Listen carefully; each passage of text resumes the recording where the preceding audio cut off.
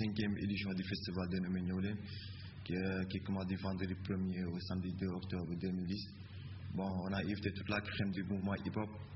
Bon, il y aura aussi quelques démonstrations de graffiti.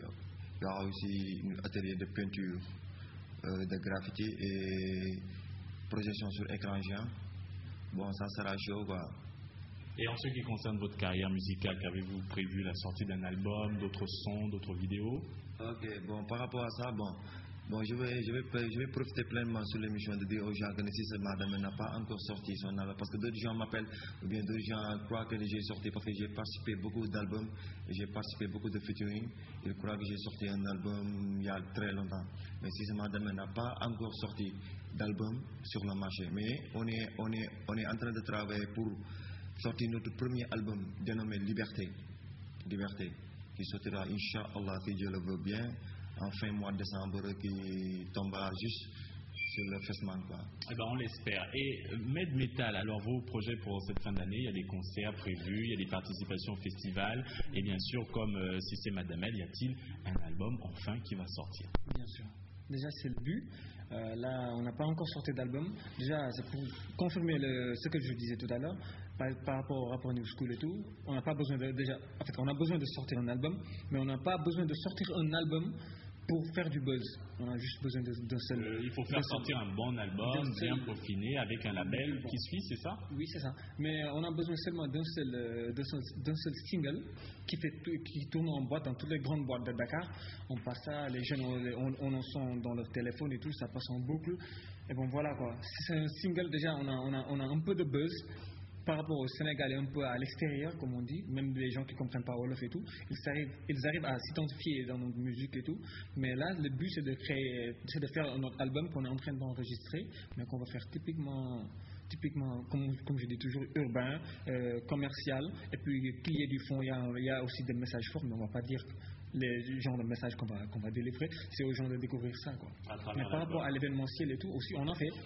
Là, on est en train de profiler en concert. Je ne vais pas dire le nom de l'artiste qui va venir ici au Sénégal, mais il s'agit d'un très grand artiste américain et qui est très connu d'ailleurs. D'ici la fin de l'année, Inch'Allah, là on est en train de travailler dessus. Et il y a une collaboration qui est prévue avec ce grand artiste américain, c'est ça? Vous attendez son arrivée pour pouvoir donc mieux élaborer votre album? Déjà, il y a une place qui lui est accordée, quoi. Mais bon, on va attendre quoi. On va attendre qu'il vienne d'abord.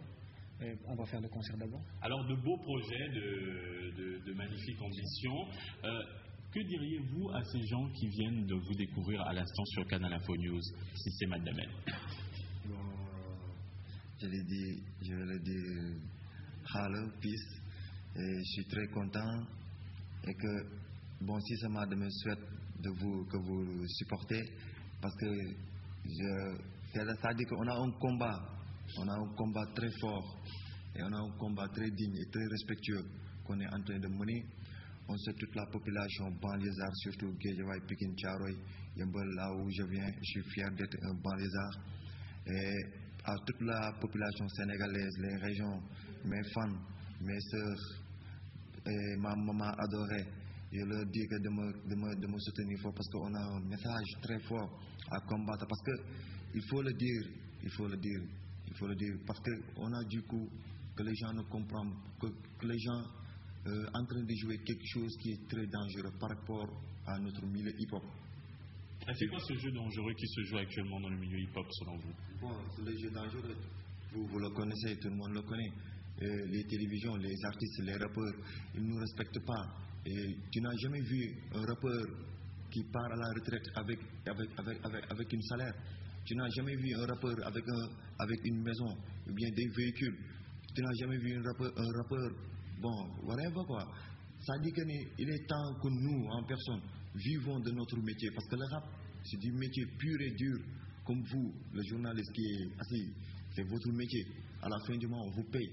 Nous aussi, les rappeurs, à la fin du mois, on doit nous payer. Donc vous revenez là au problème des droits d'auteur qui se posent dans notre pays, au Sénégal. C'est de ça que vous parlez. Bon, je parle même si c'était par rapport aux droits, mais par rapport à nous-mêmes. Parce que C'est-à-dire qu'il faudrait, selon vous, que les rappeurs se réunissent pour vraiment créer quelque chose de puissant afin que le milieu soit mieux reconnu. Même les rappeurs, si ça c'était ça, bon, il n'y aura pas de solution. Parce que je me dis que c'est notre musique. C'est notre musique. Il faut la défendre. C'est notre musique. Parce que tu vois, est-ce que vous avez entendu un rappeur, à part félicitations comme Daradi, est-ce que vous avez pris un rappeur pendant 20 ans ou bien 25 ans? Alors pour régler ce problème, que faut-il faire? Que faut-il faire? Parce que notre musique n'est pas exportable. Et les gens, ils ne comprennent pas notre langage par rapport. Parce que nous, on est en train de vendre notre produit. Si quelqu'un, si je viens te vendre mon album, c'est à toi de me payer. Mais si tu ne comptes pas mes lyrics, mes chansons, mes shit, tu ne vas pas acheter. Bon, le produit, ça va être où? Corbeille, ou bien à la poubelle. Bon, il faut que nous essayons de voir quelles sont les voies qu'on doit prendre, ou bien pour mieux exporter la musique, pour qu'elle soit achetée internationale. Parce que moi, si tu vois sur le site net, bon, j'ai beaucoup de mails, j'ai beaucoup de messages. Mais ces messages ne correspondent pas, bien sûr, à l'achat. C'est ça. C'est-à-dire que vous avez beaucoup de fans virtuellement, mais réellement, les gens n'achètent pas beaucoup. C'est ça. Les gens n'achètent pas beaucoup. Je te donne un exemple. Tu vois les rappeurs, comme moi, je suis un rappeur promoteur. Si le rap marchait vraiment et bien, parce que, alhamdoulilah. Alors, qu'allez-vous faire ensuite? Arrêter le rap ou bien continuer en espérant que les choses changent? Non, on ne va pas arrêter le rap. Mais comme par exemple. Un message que vous faites passer, il faut que les choses changent par rapport à votre milieu. Que les rap vivent de leur art. Parce que tu vois, il y a des rappeurs de grande taille, je ne vais pas citer le nom, mais pour vivre leur art, ils créent des t-shirts. Quelque chose comme ça, ou bien des t-shirts art, bling, bling, machin.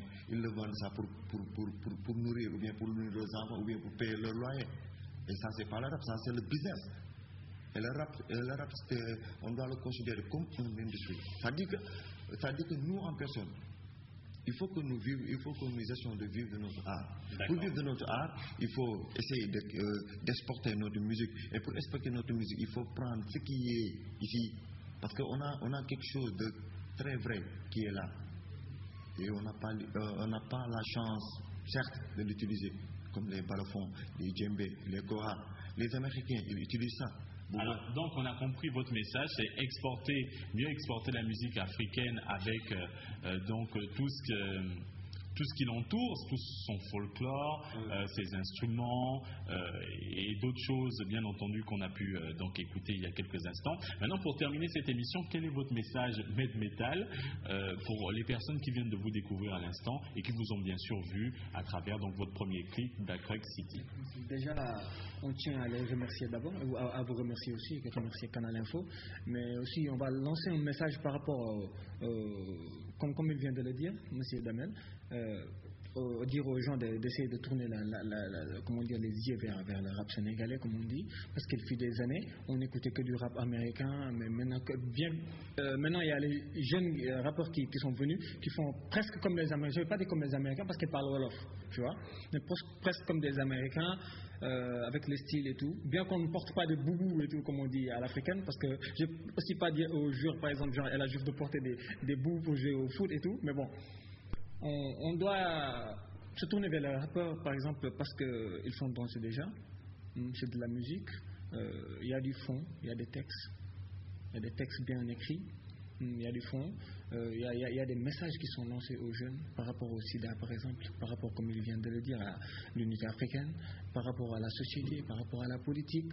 par rapport à des choses, par rapport au tabou, par exemple, on parle du tabou, on parle de tout. Mais là, on est en train de nous construire une carrière. On est déjà au commencement. On va pas se faire comme des prophètes. On n'est pas des prophètes non plus. On n'est pas des messagers de Dieu. Mais bon, on va essayer de se faire. Et puis alors, très brièvement, quelle est la solution selon vous? Par rapport à... Pour mieux exporter donc le rap sénégalais. Wow.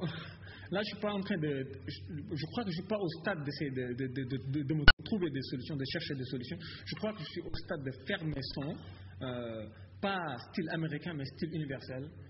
essayer de faire passer ça déjà, parce que j'ai des échos qui me font qu'il y a beaucoup de gens qui ont mes sons à l'étranger et tout, qu'il y a certaines boîtes aux États-Unis par exemple où j'ai des amis et tout qui font passer ma musique là-bas, et puis ça se mixe bien avec les Américains, ça passe avec le flow, même si ça parle pas en anglais et tout, des fois parce que nous savons parler anglais aussi, mais dans nos singles qui sont les plus connus et tout, il n'y a pas de couplet carrément anglais ni français, mais il y a du Wolof. Mais il mixe ça avec genre Soulja Boy, genre Ludacris, genre en français Booba et tout quoi. Donc c'est international maintenant.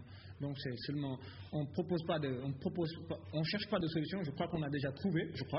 Ben là on a seulement besoin de bosser là-dessus et puis voilà quoi. Bon, on vous souhaite bonne continuation dans votre carrière de rappeur. Si c'est Med Damel et bien sûr Med Metal. Et c'est ainsi que s'achève cette émission People sur Canal Info News, entièrement consacrée au rap africain et au rap urbain universel. D'accord, merci et à bientôt sur Canal Info News.